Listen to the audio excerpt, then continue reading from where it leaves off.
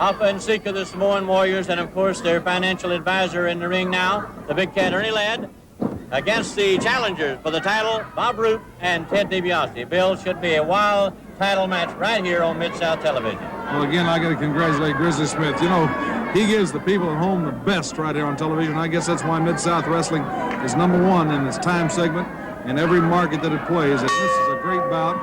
There are several standby matches in case this goes the television time limit. But these guys realize that, you know, in an arena, the time limit would be an hour. On television, you don't have about another 30 or 40 minutes.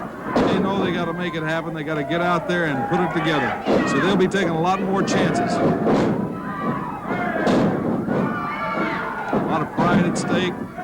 Ted DiBiase, youngster, great athlete. Of course, you just heard the pressure been put on him. Paul Orndorff has offered a bonus, spelled the same as Bounty, I guess, for the man that can injure Ted DiBiase. And I'm sure these Samoans have got that translated to him real crystal clear by Ernie Ladd, as mercenary as he is. And Bob Roop, the Louisiana champion out there. So I know Ernie Ladd would like to see Bob Roop slowing down a little bit, because Ernie Ladd seems to use these Samoans to further his own personal interests. Tremendous move by Roop there. Mike George against Crazy Lou Graham will be the first standby match. Vinny Romero against the Great Kabuki. Then Kerry Von Erich and Jim Garvin against Carl Fergie and Jake Savage. And Bill Irwin and Ken Mantell. These are just some of the great matches scheduled.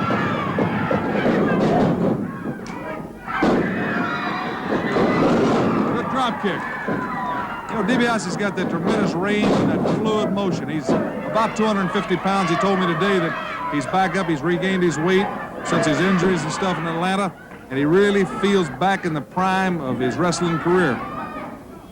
Of course, again, I've got to just look at Orndorff twist the truth. He said he became the #1 contender for the North American title and patiently waited in line until he got a title match. And Boyd Pierce, we saw him right here on Mid-South Wrestling not only force the title issue, but then when he didn't show up and somebody else won the title, attack the man that did it. The Samoans, they're awesome. They're already being nicknamed by the wrestlers as the Animals because they are awesome and they're so basic.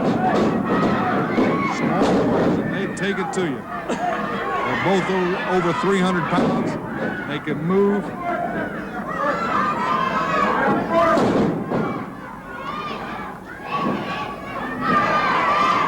They're going to work. They're trying to soften DiBiase up. DiBiase blocks the one shot and answers the one.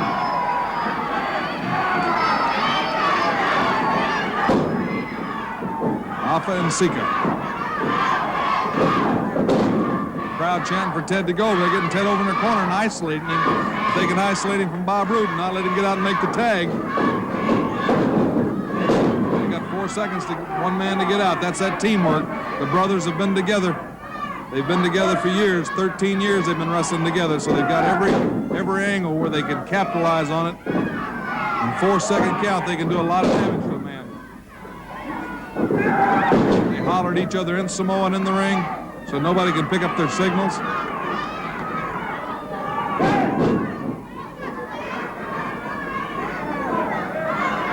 Bob Roop, champion of the bit, wanting to get in there. DiBiase in a lot of trouble. But I've seen DiBiase in trouble a lot of times, and he seems to have that inner reserve of strength and courage, where he always manages to fire back and take it to him.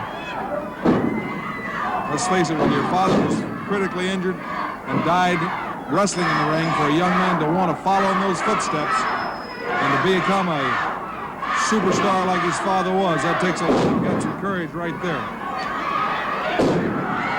And went for the flying headbutt. DiBiase gets out of the way, Boyd. The tag is made to Bob Roop. He got out of there. That's a key thing. Roop, the fresh man, can come in. Roop carrying the battle. Roop fighting them both. He's going for the shoulder breaker. Ernie Ladd getting up. DiBiase stopping Ernie Ladd, made the save. Roop's got the man with the shoulder breaker. And the referee's distracted, doesn't see the other Samoan come off the top rope and wipe out Bob Roop. Bob Roop's in a lot of trouble. Ernie Ladd used that distraction to draw DiBiase while he was drawing the other Samoan warrior, helped his brother out. Bob Roop's in a lot of trouble. The man came off with the 300 pounds off that top rope. Bob Roop trying to go for the tag. He hadn't gotten there, and the other Samoans tagged. And there's the fresh man in on Bob Roop, and he's in a lot of trouble, Boyd Pierce. Now you see the Samoan standing between Bob Roop and the outstretched hands of Ted DiBiase. That's right, and that's where you find the financial advisor becomes an integral part of the team and actually adds one more member to it, because Ernie Ladd flat distracted the referee and drew Ted DiBiase to let his man save the other and injure Bob Roop. Bob Roop had that match wrapped up with that shoulder breaker right there. They would have had new Mid-South Tag Champions. Bob Roop trying to drive him into Ted DiBiase's corner, trying to get into that tag. He's hurt. He knows he's got to tag DiBiase. But the big Samoan, there's Roop making a tag. DiBiase's in. The referee didn't see the tag. The referee didn't see the tag. They're going. He did not see the tag. They're going for the double clothesline. Now, Ted DiBiase just said to heck with it. He dragged Jack Howe out, and Jack Howe's down. DiBiase's pulling Ernie Ladd in, but it allowed Bob Roop to get up. And Bob Roop's going to the shoulder breaker right there.